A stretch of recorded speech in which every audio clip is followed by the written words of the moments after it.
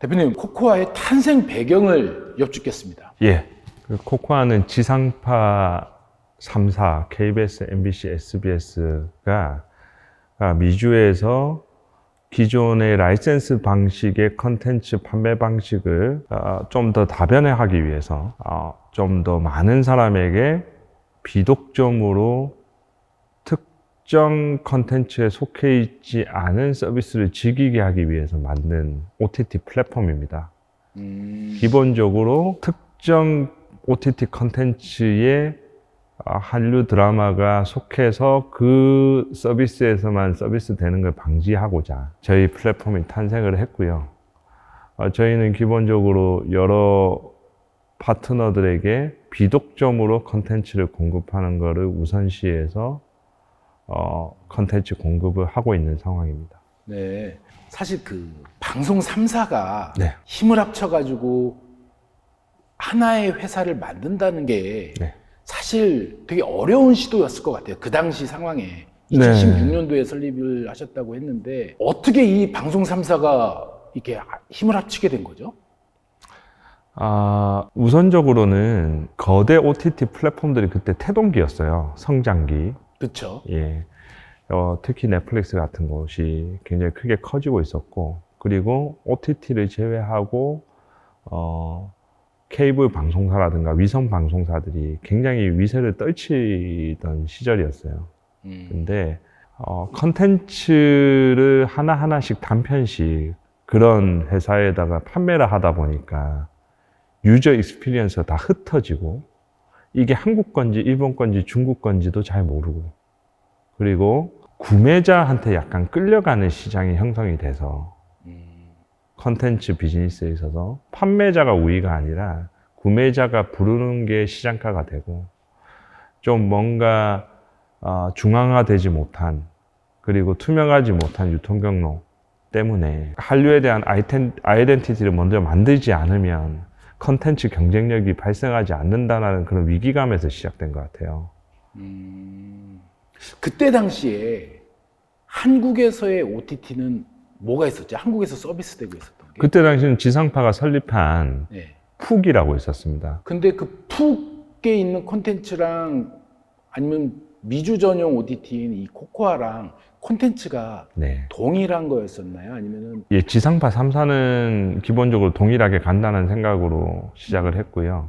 그때 당시에 푹 같으면은 지상파 3사 이외에 다른 컨텐츠들이 좀 다수 있었습니다. 근데 사실 저는 또 이렇게도 생각을 했어요. 그 미주 시장이 되게 어려운 시장이잖아요. 사실 그 퀄리티 자체도 세계 탑 레벨이고 되게 어려운 시장인데, 그때 당시에 방송 3사에서도 방영권을 팔기조차도 어려웠었던, 사실 미국 방송국에서 한국 드라마를 방송한 적은 아마 제 기억에는 거의 없었던 것 같아요. 네네. 그러니까 그 정도로 어려운 시장인데 미국 방송사에서 한국 드라마를 방송을 안 하는 이유는 그만큼 시청자들이 원하지 않고, 혹은 시청자들이 한테 먹히지 않을 거라는 판단하에서 아마 그렇게 했을 거라고 생각을 하는데, 그 정도로 미국 시장에서 미국 소비자들이 한국 드라마를 소비한다는 거에 대해서 그렇게 자신 있어 하지 않는 상황이었을 것 같은데, 굉장히 대담하게 미국에다가 미주 전용 OTT를 만든 거예요. 그래서 저는 그 자신감이 어떤 계산에 의해서 나왔는지도 좀 궁금합니다. 제가 설립 당시에 이 회사에 조인을 했을 때, 네. 일단 그 사업 전략이나 사업 계획에 대한 그 블루프린트를 봤는데요, 청사진을. 보니까 일단 기본적으로 그때 당시에 한국 컨텐츠는 아시아에서 굉장히 인기가 많았습니다. 탑이었죠, 이미 일본하고 중국에서. 그 아시아 마켓에서 탑이 된 뒤로 자신감이 굉장히 넘쳐났던 것 같아요. 그러니까 사실 미디어 시장의 가장 큰 시장, 선도 시장, 선진 시장이라고 하면 특히 미국 시장인데요. 미국 시장이 가만히 지켜보면 주류인 백인도 있지만, 코카시안도 있지만, 인종 구성이 굉장히 다양하죠, 사실은 미국 자체가. 그렇죠. 미국 문화의 가장 큰 강점이 다양성이고 유연성인데, 아시아 인구 또한 무시를 할 수 없는 상황이고요. 그 다음 또 아시아 인종 외에 한류를 좋아하는 또 인종들이 좀 다수 존재하기 때문에 그 트래픽 자체를 디디고 올라서면 유저 익스피리언스가 확장될 수 있다고 확신을 한 것 같아요.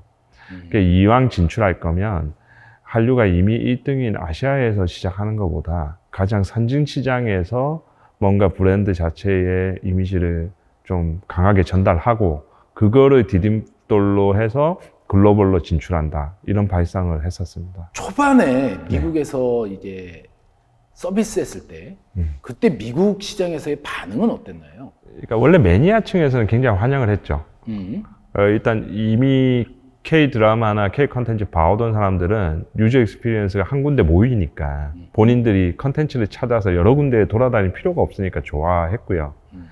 말고 이제 주류 쪽은 약간 시큰둥했죠. 그냥 뭔가 하나 생기나 보다. 사실 반응이랄 게 별로 없었습니다. 어떻게 보면 초반에는. 혹시 그때 당시에 지금은 없어졌지만 드라마 피버가 그때 있었었나요? 네, 있었습니다. 예. 근데 그때 당시에 드라마 피버의 인기가 되게 대단했었던 걸로 알고 있어요. 예, 뭐 지금 트래픽 규모하고 비교하면은 뭐 그렇게 다소 큰 건 아닌데 그때 당시에는 굉장히 컸었죠. 그 한국 관점에서 보면 드라마 피버의 트래픽은 굉장히 커 보였던 게 맞습니다. 근데 그 드라마 피버가 있음에도 불구하고 네. 이제 코코아를 이제 따로 만들었는데 혹시 드라마 피버가 없어진 이유 혹시 알고 계신가요? 여러 가지 설이 있는데요. 네. 기본적으로 드라마 피버를 그때 인수한 AT&T 그룹이 네. 컨텐츠 IP를 소유하지 않은 서비스를 하는 걸 꺼려했어요. 그러니까 넷플릭스 전략하고 똑같이 네. 본인이 오리지널로 소유한 컨텐츠를 서비스하는 걸 선호했던 게 있었던 것 같습니다. 그리고 그 코코아를 처음 서비스했을 때 일본 애니메이션에 비교해서 시장에 제대로 알려진 브랜드도 없고 그냥 K-팝에서 부수적으로 즐기는 그런 콘텐츠 장르 정도의 느낌이라고 얘기를 해주셨던 적이 있는데 네, 일단 약간 미국 주류의 관점이고요. 그거는 네. 약간 매니아층에서는 뭐 워낙 K 컨텐츠 소비량이 많으니까 뭐 되게 멋있어 보였을 건데 주류 측에서 보면 그때 당시에 이제 일단은 BTS가 막 시작할 때였을 거예요. 활동을 막 결성을 하고 막 시작할 때가 2017년으로 기억하는데 그때 좀 인기가 좀 확 네. 올라간 K-팝은 굉장히 붐이었어요. 그때 당시에 기본적으로 K-콘 같은 행사들이 굉장히 성황리에 개최되고 있었고 그 K-팝을 소비하는 소비층에서 한국 문화에 빠져들기 시작하면서 그 경험들이 여러 문화 방면으로 퍼져나가게 됐는데 뭐 패션, 뭐 뷰티, 뭐 화장품, 뭐 여러 가지 간 것 중에 하나가 이제 컨텐츠가 있었던 것 같아요. 근데 이제 K-팝은 그때 당시에 이제 약간 주류층에 어느 정도 어필이 되고 있었다고 보고 K 드라마 쪽으로 오는 트래픽들을 가만히 이렇게 지켜보게 되면 K-팝에 대한 경험들을 가지고 보통 그 다음으로 드라마로 오기 시작하더라고요. 그래서 이제 K-팝에서 네. 보수적으로 즐기는 콘텐츠 장르 정도의 느낌이 네, 그런 게 초반에는. 있었죠. 예. 그리고 이제 일본 애니메이션 같으면은 예. 그 유저 익스피리언스가 굉장히 강하게 형성이 돼 있었어요. 주류층에 어필도 되고요. 애니메이션을 보는 플랫폼이 전용 플랫폼들이 다 존재했습니다. 크런치롤이라든가 그런 퍼니메이션 같은 데들이 그런 특정 세그먼트에 강한, 특히 애니메이션에 강한 플랫폼으로 이제 완전히 자리를 잡았었고요. 미국의 대부분의 이제 사람들이 애니메이션 보려면 그 서비스를 봐야 되는 걸 알고 있었어요, 이미. 그쵸. 예. 그래서 일본 애니메이션에 비교하면 그 한류 컨텐츠 자체는 유저 익스피리언스 한 군데 모여 있지 못했던 것 같아요. 물론 드라마 피버가 있고, 그때 당시에 비키라는 데가 있고, 크런치롤도 있고, 뭐 아마존도 있었지만, 서로 이제 그 독점 컨텐츠를 사가는 경쟁 구도였기 때문에 컨텐츠가 다 흩어졌던 거죠. 그렇다고 그 컨텐츠가 100% 다 있는 것도 아닙니다. 한류 컨텐츠가. 그 모든 그 서비스 플랫폼을 합쳤을 때 100% 다 있는 게 아니고 어떤 대만한 것만 체리 피킹. 그러니까 비싼 가격에 사와서 여기 흩어지는 거죠. 체리 피킹해서 사다 보니까 뭐 한 군데서 즐길 수 있는 플랫폼 자체가 아예 없었던 거고, 거기에다가 이제 해적판도 이제 끼어드는 거죠. 왜? 100% 없으니까 그 해적판들이 없는 부분을 메워줬던 거죠. 대표님, 저희 한 가지 궁금한 게 있는데, 미주 시장에서 코카에서만 독점적으로 한국 방송 콘텐츠를 이렇게 서비스하는 건 아니잖아요. 몇 % 정도라고 보면 될까요? 왜냐면은 넷플릭스에서도 한국 드라마 나오고, 네. 아마존도 나오고, 다 앱들도 나오고, 다 이런데, 네. 코코아가 차지하고 있는 한국 콘텐츠의 비중이 몇 %예요? 일단 뭐 정확하게 집계는 못 해봤습니다만, 저희가 뭐 당연히 50% 이상은 넘는다고 보고 있습니다.